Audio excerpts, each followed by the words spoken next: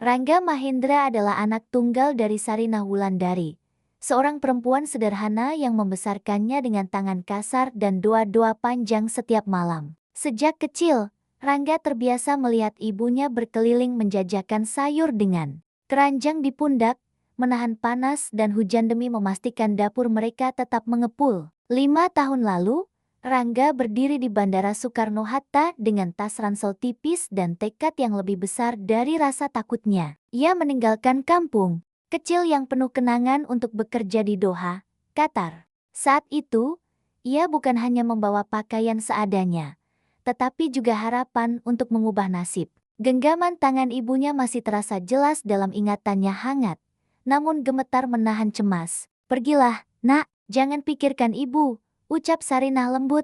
Senyumnya dipaksakan, tapi mata itu tak mampu menyembunyikan kekhawatiran seorang ibu yang akan melepas satu-satunya anak ke negeri jauh. Di Doha, kehidupan tak semudah bayangannya. Rangga bekerja sebagai teknisi pendingin ruangan di gedung-gedung tinggi yang menjulang seperti tak berujung. Ia sering lembur hingga dini hari. Tangannya pecah-pecah karena panas logam dan alat berat. Tubuhnya lelah, pikirannya penuh rindu. Namun setiap kali hampir menyerah, ia teringat wajah ibunya yang tersenyum di depan rumah kayu sederhana mereka. Ia membayangkan suatu hari Sarinah tak perlu lagi berjualan keliling, tak perlu lagi mengangkat beban berat di usia yang semakin senja. Setiap bulan, Rangga mengirim uang. Sedikit demi sedikit ia sisihkan untuk membangun rumah permanen bagi ibunya, rumah berdinding kokoh dan beratap bagus agar tak lagi bocor saat hujan deras datang. 5 tahun ia menahan diri untuk tidak pulang. Bukan karena lupa, tetapi karena ingin memberi kejutan besar. Ia ingin kembali bukan sebagai anak yang merantau, melainkan sebagai anak yang berhasil. Hari itu, ketika pesawat yang ditumpanginya mendarat, Rangga menarik koper hitam berisi hasil kerja keras bernilai miliaran rupiah. Uang itu bukan sekadar angka, melainkan simbol pengorbanan, kesabaran, dan rindu yang ia pendam selama bertahun-tahun. Dadanya penuh bangga. Dalam bayangannya, ibunya kini duduk santai di teras rumah baru, menikmati teh hangat di sore hari tanpa perlu memikirkan biaya hidup. Ia membayangkan pelukan hangat yang akan menyambutnya. Air mata haru yang tumpah di ambang pintu rumah yang dibangunnya dengan keringat dan cinta. Rangga tersenyum dalam hati. Ia pulang sebagai anak yang menepati janji. Mobil travel yang ditumpangi Rangga berhenti di ujung jalan tanah kampung. Mesin dimatikan, suara mendadak hening, digantikan oleh desir angin sore dan aroma tanah basah sisa hujan siang tadi. Langit masih menggantungkan awan kelabu, seolah menyimpan sesuatu yang belum tuntas. Rangga turun perlahan. Koper hitamnya menyentuh tanah yang sedikit becek. Ia menarik napas panjang. 5 tahun, banyak yang berubah. Beberapa rumah kini berdinding tembok, pagar-pagar lebih tinggi, cat-cat lebih mencolok. Namun jalan tanah itu masih sama jalan yang dulu sering ia lalui dengan sandal jepit usang. Langkahnya mantap menuju rumah yang ia bangun untuk ibunya. Namun ketika ia sampai di depan halaman, langkah itu mendadak terhenti. Rumah itu memang berdiri megah, bahkan lebih kokoh dari yang ia bayangkan. Dindingnya tinggi, catnya terlihat baru, tapi warnanya abu-abu gelap, dingin dan tak ramah. Pagar besi hitam menjulang, tertutup rapat seperti membatasi dunia luar.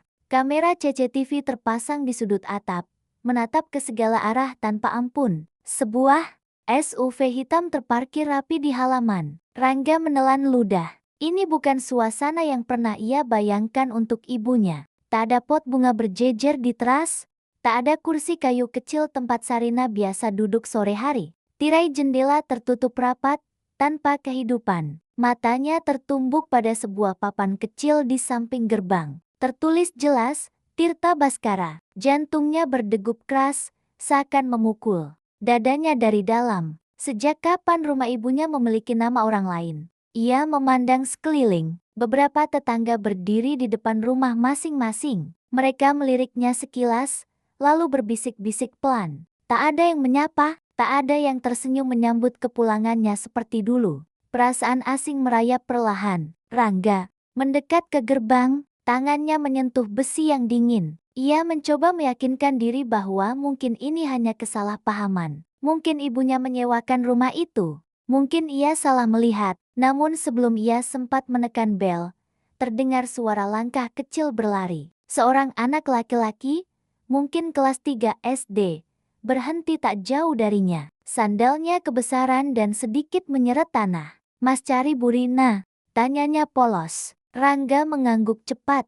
Harapannya menyala sejenak. Anak itu menunjuk ke arah belakang rumah, melewati jalan kecil yang menuju sawah. "Sekarang tinggalnya di gubuk belakang sawah, Mas, bukan di sini lagi." Kalimat itu meluncur begitu saja, ringan, tanpa beban. Namun bagi Rangga, dunia seakan berhenti berputar. Suara angin menghilang, bisik-bisik tetangga memudar. Yang tersisa hanya satu kata yang menggema di kepalanya. Gubuk. Tangannya perlahan terlepas dari pagar besi. Koper hitam di sampingnya terasa mendadak berat. Semua kebanggaan yang ia bawa dari negeri orang, semua mimpi tentang pelukan hangat di rumah megah itu seketika retak tanpa suara. Jalan setapak menuju sawah terasa lebih panjang dari yang diingat Rangga. Tanahnya becek, licin oleh sisa hujan. Sepatu kulit barunya yang dibeli di Doha kini ternoda lumpur coklat. Namun ia hampir tak merasakannya. Yang lebih berat bukan langkahnya, melainkan pikirannya. Di ujung jalan itu, berdiri sebuah bangunan kecil yang membuat dadanya seakan diremas. Dindingnya dari anyaman bambu yang sudah menguning. Atap sengnya berkarat dan tampak berlubang di beberapa bagian. Di depan pintu, tungku batu sederhana mengeluarkan asap tipis yang bercampur dengan aroma kayu bakar. Tanah di sekelilingnya lembab, bahkan ada genangan kecil yang memantulkan langit kelabu sore itu. Dan di ambang pintu gubuk itulah Sarinah berdiri. Daster hijau yang dikenakannya tampak pudar, motif bunganya nyaris tak terlihat lagi. Selendang tipis melingkar di kepalanya. Kakinya tanpa alas, sebagian tertutup lumpur yang sudah mengering. Wajahnya lebih tirus. Garis-garis keriput di pipinya tampak lebih dalam dibanding 5 tahun lalu. Bahunya sedikit membungkuk, seakan memikul sesuatu yang tak kasat mata. Namun di balik semua perubahan itu, kelembutan di matanya tetap sama mata yang dulu menatap Rangga saat ia masih bocah, penuh kasih tanpa syarat. Rangga terdiam. Semua bayangan yang selama ini ia simpan ibunya duduk santai di teras rumah permanen, menikmati sore dengan secangkir teh hangat runtuh dalam sekejap. Rumah megah yang ia bangun dengan keringat dan rindu seolah hanya cerita dalam kepalanya. "Ibu," suaranya pecah, nyaris tak terdengar. Sarinah menoleh perlahan, seperti seseorang yang takut harapannya hanya ilusi. Ketika matanya bertemu dengan sosok tinggi di depan jalan setapak itu, ia terdiam beberapa detik. Matanya membesar. "Rangga, kamu pulang?" "Nak," ada getar tak percaya dalam suaranya. Ada haru yang tertahan. Rangga menjatuhkan koper begitu saja ke tanah becek. Ia melangkah cepat, lalu memeluk ibunya erat-erat. Tubuh itu terasa terlalu ringan, terlalu rapuh. Seakan waktu telah menggerus banyak hal tanpa ia sadari. Aroma asap kayu, keringat, dan tanah melekat di pakaian ibunya. Namun bagi Rangga, itu tetap aroma paling menenangkan di dunia. "Ibu, kenapa tinggal di sini?" bisiknya dengan napas bergetar. "Rumah kita kemana?" Sarinah tak langsung menjawab. Tangannya yang kasar mengusap punggung Rangga pelan, seperti dulu ketika ia kecil dan pulang dengan lutut berdarah karena terjatuh. "Yang penting kamu sehat," ucapnya lembut. Kalimat sederhana itu terdengar hangat, tetapi kosong dari penjelasan. Rangga melepaskan pelukan dan menatap sekitar. Di dalam gubuk hanya terlihat tikar tipis, lemari plastik kecil, dan beberapa peralatan dapur sederhana. Dari sela atap seng, cahaya sore menembus tipis-tipis. Hatinya terasa sesak. Ia pulang membawa miliaran rupiah, membawa kebanggaan dan rencana besar. Namun di hadapannya berdiri kenyataan yang tak pernah ia bayangkan. Dan jawaban ibunya, jawaban yang tak menjawab, membuatnya sadar bahwa kepulangannya bukan sekadar reuni yang hangat. Ada sesuatu yang tersembunyi di balik kesederhanaan gubuk itu. Sesuatu yang akan mengubah segalanya. Malam itu hujan turun deras, memukul atap seng gubuk dengan suara berisik yang menyakitkan telinga. Air menetes dari beberapa lubang kecil, membentuk titik-titik basah di tanah yang sudah lembek. Rangga duduk bersila di atas tikar tipis, menatap Ibunya yang diam di dekat tungku. Cahaya api kecil memantulkan bayangan wajah Sarina di dinding bambu. Keriput di pipinya terlihat semakin dalam dalam sorot cahaya yang temaram. Rumah itu sudah bukan milik kita, ucap Sarina akhirnya, suaranya pelan namun jelas di tengah suara hujan. Rangga menegakkan tubuhnya. Maksud ibu? Ibu yang menyerahkannya. Kata-kata itu jatuh seperti batu di dadanya. Menyerahkan? Ibu menjualnya? Tanyanya. Nada suaranya meninggi tanpa ia sadari. Sarina menggeleng pelan. Ibu menyerahkannya, jawaban yang tetap. Menggantung, darah Rangga terasa mendidih. Ia bangkit, mengenakan jaketnya, lalu keluar dari gubuk tanpa banyak kata. Hujan mulai mereda, menyisakan gerimis tipis yang membasahi wajahnya. Dari kejauhan, rumah megah bercat abu-abu itu tampak terang oleh lampu-lampu taman. Kontras dengan gubuk gelap yang baru saja ia tinggalkan. Langkah Rangga cepat dan berat. Ia berdiri di depan pagar besi hitam yang menjulang tinggi. Tangannya menekan bel dengan keras. Beberapa detik kemudian, pintu utama terbuka. Seorang pria bertubuh besar muncul di ambang pintu. Kaos polo mahal membalut tubuhnya yang berisi. Rambutnya disisir rapi, wajahnya licin dan penuh percaya diri. Tirta, Baskara, tatapannya menilai Rangga dari atas ke bawah. Ada apa? Tanyanya singkat, tanpa keramahan. Saya Rangga Mahendra, anak Bu Sarinah, jawab Rangga tegas. Ini rumah saya. Tirta terdiam sejenak, lalu tersenyum tipis, senyum yang lebih mirip ejekan. Oh, jadi kamu anaknya yang kerja di luar negeri itu, katanya ringan. Rumah ini sudah sah atas nama saya. Semua ada suratnya. Nada suaranya dingin dan mantap, seolah tak ada celah untuk dibantah. Rangga menahan gejolak di dadanya. Tangannya mengepal, buku jarinya memutih. Tunjukkan suratnya. Tirta tertawa kecil, suara tawanya pendek dan meremehkan. Urusan ini sudah selesai sejak lama. Jangan datang malam-malam bikin ribut.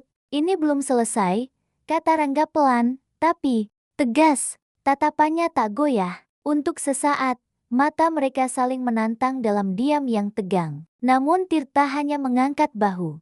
Tanpa berkata apa-apa lagi, ia melangkah mundur dan menutup pintu tepat di depan wajah Rangga. Bunyi pintu yang terkunci terdengar jelas. Lampu halaman tetap menyala terang, menerangi pagar besi dan mobil mewah di dalamnya seakan memamerkan kemenangan. Sementara, di belakangnya, jalan setapak menuju sawah gelap dan sunyi. Rangga berdiri beberapa detik di sana, hujan tipis membasahi rambutnya. Dadanya naik turun menahan amarah yang nyaris meluap. Malam itu, ia sadar satu hal. Ia tidak hanya pulang untuk memeluk ibunya, ia pulang untuk menghadapi seseorang yang berdiri di balik pagar besi dan mungkin di balik sesuatu yang jauh lebih kotor daripada sekadar sengketa rumah.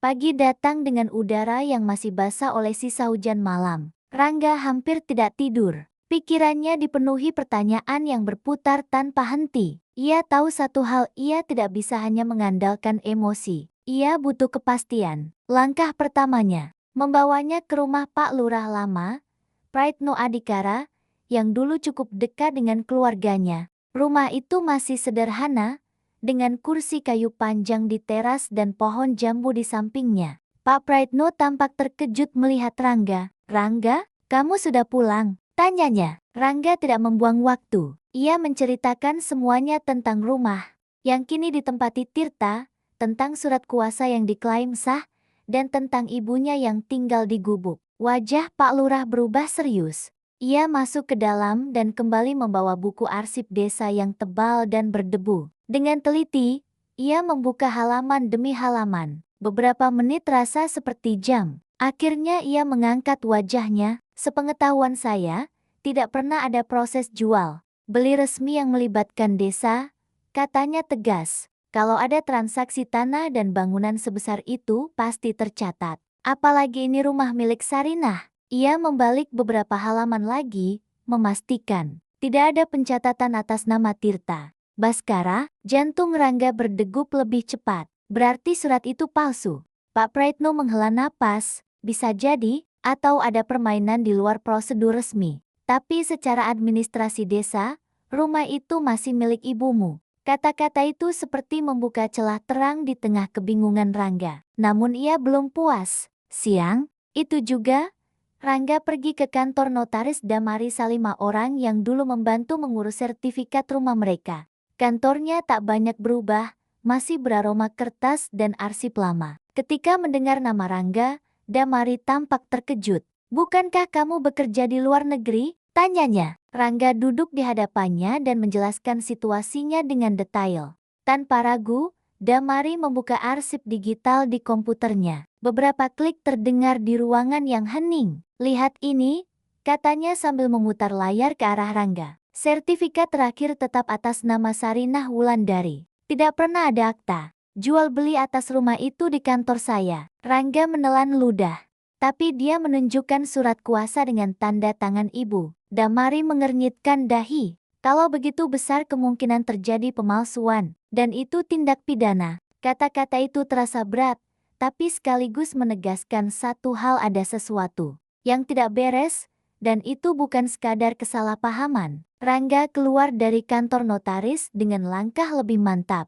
Amarah yang semalam membakar dadanya kini berubah bentuk. Bukan lagi ledakan, melainkan tekad. Jika Tirta memiliki surat, maka surat itu kemungkinan besar palsu. Jika ada pemalsuan, maka ada kesengajaan. Dan jika ada kesengajaan, maka ini bukan lagi soal rumah semata, ini soal harga diri. Namun di tengah kepastian itu, satu pertanyaan terus mengganggunya. Jika semua ini palsu, mengapa ibunya diam? Mengapa Sarinah yang dikenal tegar itu memilih tinggal di gubuk tanpa melawan? Semakin jelas kejanggalannya, semakin dalam misterinya. Dan Rangga mulai menyadari ia mungkin baru membuka lapisan pertama dari sesuatu yang jauh lebih rumit. Malam itu sunyi, hanya suara jangkrik yang terdengar dari luar gubuk kecil tempat Sarinah tinggal sementara. Rangga duduk di hadapan ibunya, pikirannya masih dipenuhi hasil temuannya hari itu. "Ibu tahu tanda tangan itu palsu," ujar Sarinah tiba-tiba, memecah keheningan. Rangga terperangah. "Ibu tahu?" Sarinah mengangguk pelan, wajahnya tenang, terlalu tenang untuk seseorang yang haknya dirampas. "Kalau tahu, kenapa ibu diam?" Suara Rangga meninggi, bukan marah, melainkan tak mengerti. Sarinah menatapnya dalam-dalam. Tatapan yang tidak menunjukkan ketakutan, tidak juga kepasrahan. "Belum waktunya." Jawaban itu membuat bulu kuduk Rangga meremang. "Belum waktunya untuk apa, Bu? Rumah itu milik ibu. Semua bukti ada. Kita bisa lapor polisi sekarang." Sarinah tersenyum tipis. "Bukti belum lengkap. Orang seperti Tirta tidak bergerak sendiri." Rangga terdiam. Kalimat itu menggantung, mengandung sesuatu yang lebih besar. "Kadang," lanjut Sarinah pelan, "orang perlu diberi cukup tali untuk menjerat dirinya sendiri." Nada suaranya bukan nada seorang korban. Ada perhitungan di sana. Ada kesabaran yang disengaja. Untuk pertama kalinya, Rangga melihat ibunya dari sudut yang berbeda. Selama ini ia mengira Sarinah lemah karena memilih mengalah. Namun mungkin ia keliru. Sarinah bukan sedang kalah. Ia sedang menunggu, dan penantian itu tampaknya telah dirancang dengan sangat hati-hati. Keesokan paginya, Rangga tak lagi menunda. Ia menghubungi Dimas, teman lamanya yang kini bekerja di kantor hukum kabupaten. Setelah mendengar kronologi singkatnya, Dimas langsung menyarankan satu langkah penting: uji grafologi. Dokumen surat kuasa yang dibanggakan Tirta diserahkan untuk diperiksa. Tanda tangan Sarinah dibandingkan dengan dokumen asli KTP, sertifikat tanah, dan berkas-berkas lama yang tersimpan rapi. Prosesnya tidak lama, tapi terasa menegangkan. Hasilnya tegas. Tanda tangan itu dipalsukan. Perbedaan tekanan pena, arah lengkungan, huruf, dan pola akhir goresan menunjukkan ketidaksamaan yang signifikan. Secara ilmiah, itu bukan tanda tangan Sarinah. 3 hari kemudian, 2 mobil polisi berhenti di depan rumah yang kini ditempati Tirta. Warga mulai berkerumun, bisik-bisik menyebar cepat dari satu mulut ke mulut lain. Tirta keluar dengan wajah percaya diri. Ia masih membawa map berisi surat kuasa. "Semua sudah sah secara hukum," katanya keras, seolah ingin meyakinkan orang-orang di sekelilingnya. Namun petugas menunjukkan hasil uji grafologi. Penjelasan disampaikan dengan singkat dan jelas. Perbedaan Tekanan dan lengkungan tanda tangan menjadi bukti utama. Wajah Tirta mulai berubah. Sarinah yang sejak tadi berdiri di samping Rangga, melangkah maju. Posturnya tegak, suaranya tenang, tetapi terdengar oleh semua orang. Saya tidak pernah memberikan kuasa menjual rumah itu. Suasana mendadak hening. Tak ada lagi bisikan, tak ada lagi senyum percaya diri di wajah Tirta. Tangannya yang memegang map mulai gemetar tipis. Untuk pertama kalinya, ia terlihat kehilangan kendali. Dan di tengah tatapan warga yang menyaksikan semuanya, kebenaran akhirnya berdiri tanpa bisa disangkal. Yang terjadi berikutnya benar-benar di luar dugaan. Di tengah kerumunan warga dan tatapan aparat, Sarinah justru melangkah satu langkah ke depan. Saya memang menyerahkan kunci rumah itu, ucapnya tenang. Rangga menoleh cepat. Ibu, beberapa warga mulai berbisik. Tirta yang sempat pucat, perlahan mencoba kembali menegakkan bahunya. Tapi bukan karena menjualnya, lanjut Sarinah, suaranya tetap stabil. Ia menatap Tirta lurus-lurus, tanpa kebencian, tanpa amarah, hanya ketegasan. Saya ingin melihat sampai sejauh mana keserakahan punya batas. Kalimat itu membuat suasana kembali sunyi. Sarinah lalu membuka tas kain yang sedari tadi ia bawa. Dari dalamnya, ia mengeluarkan sebuah amplop tebal berwarna coklat. 5 tahun lalu, katanya pelan namun jelas, saya mendaftarkan sebagian tanah ini sebagai wakaf untuk pembangunan fasilitas pendidikan anak-anak kampung. Amplop itu dibuka. Di dalamnya terdapat salinan akta wakaf lengkap dengan stempel dan tanda registrasi resmi. Beberapa petugas memeriksanya. Wajah mereka berubah serius. Tanah yang telah diwakafkan tidak bisa diperjualbelikan atau dialihkan secara sembarangan, ujar salah satu petugas tegas. Artinya jelas, sekalipun Tirta berhasil memalsukan surat kuasa, ia tetap tidak memiliki hak atas keseluruhan lahan. Ada bagian yang secara hukum sudah dilindungi untuk kepentingan umum. Rangga kini benar-benar memahami. Ibunya tidak diam karena takut. Ia diam karena sudah menyiapkan langkah. Petugas kemudian menyatakan rumah harus dikosongkan sementara hingga proses hukum selesai. Tidak ada perdebatan lagi. Tirta terduduk lemas di kursi teras. Wajahnya kehilangan warna. Senyum yang dulu selalu terpasang kini benar-benar hilang. Dan Sarinah tetap berdiri tegak, tanpa teriakan, tanpa drama. Kebenaran akhirnya berdiri dengan caranya sendiri. Malam itu terasa lebih sunyi dari biasanya. Langit bersih. Bintang-bintang menggantung tenang di atas gubuk kecil tempat mereka duduk berdampingan. Angin malam berhembus pelan, membawa aroma tanah yang masih lembab. Rangga menatap lurus ke depan, pikirannya penuh. Kenapa ibu tidak pernah cerita? Tanyanya akhirnya. Suaranya pelan namun sarap luka. Sarinah tersenyum tipis. Karena kamu sedang belajar berdiri di negeri orang, jawabnya lembut. Ibu tak ingin kamu pulang dengan amarah sebelum waktunya. Rangga menunduk. Selama ini, ia merasa telah berjuang keras demi keluarganya, bekerja jauh dari kampung, menahan rindu, mengumpulkan uang sedikit demi sedikit. Ia pikir kepulangannya akan menjadi solusi bagi segalanya. Namun ternyata, ibunya telah berjuang dalam diam dengan caranya sendiri. Air mata jatuh tanpa bisa ia tahan. Aku gagal menjaga ibu, bisiknya. Sarinah mengusap kepala Rangga seperti saat ia masih kecil. Sentuhannya hangat, menenangkan. Kamu tidak gagal, katanya pelan. Setiap orang punya waktunya sendiri untuk berjuang. Dan sabar bukan berarti lemah. Rangga mengangkat wajahnya. Di balik kesederhanaan pakaian dan tempat tinggal sementara itu, ia melihat sesuatu yang jauh lebih kokoh daripada tembok rumah manapun. Martabat. Ia menyadari miliaran rupiah yang ia bawa pulang hanyalah alat. Uang bisa membangun kembali rumah yang roboh, bisa membeli kembali tanah yang hilang. Namun yang benar-benar menyelamatkan mereka bukanlah harta, melainkan kecerdasan, kesabaran, dan martabat seorang ibu yang tak pernah goyah. Dan untuk pertama kalinya sejak ia pulang, Rangga merasa bukan hanya rumah yang sedang diperjuangkan tetapi kehormatan keluarga mereka. Proses hukum berjalan beberapa bulan. Tidak cepat, tetapi pasti. Bukti demi bukti menguatkan posisi Sarinah. Akhirnya, Keputusan resmi turun rumah itu sah kembali menjadi haknya. Warga menyambut kabar itu dengan lega. Nama Sarinah yang sempat dipertanyakan kini justru dihormati. Sementara Tirta harus mempertanggungjawabkan perbuatannya sesuai hukum yang berlaku. Namun ketika hari itu tiba hari di mana kunci rumah kembali berada di tangan Sarinah, ia tidak langsung masuk. Ia berdiri lama di teras. Tangannya menyentuh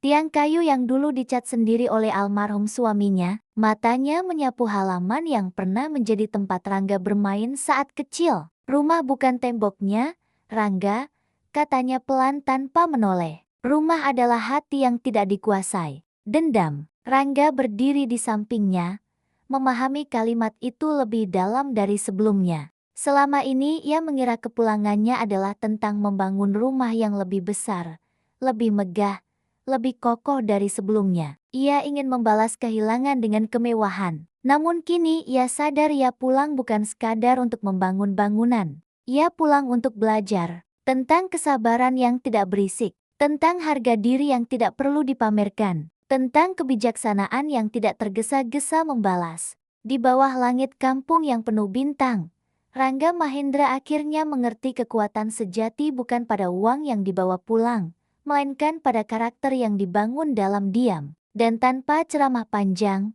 tanpa kemarahan, tanpa kebencian. Ibunya telah mengajarkannya dengan cara yang paling mulia.